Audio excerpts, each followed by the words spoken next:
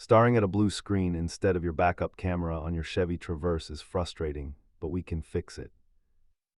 Data shows that over 70% of these camera failures are caused by simple wiring connection issues in the liftgate. Before you start replacing expensive hardware, let us walk through the diagnostic steps to identify the culprit. Start by cleaning the lens and checking your fuses, then carefully inspect the wiring harness where it moves near the trunk hinge.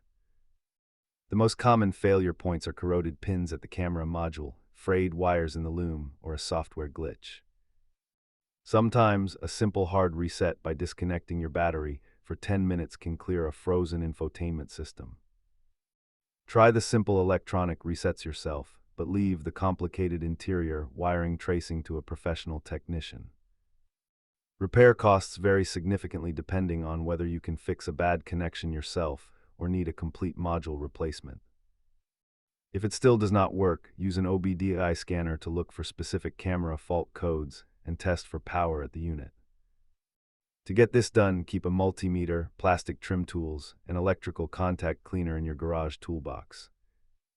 Always remember to disconnect your negative battery terminal before working on electrical connectors to prevent accidental shorts.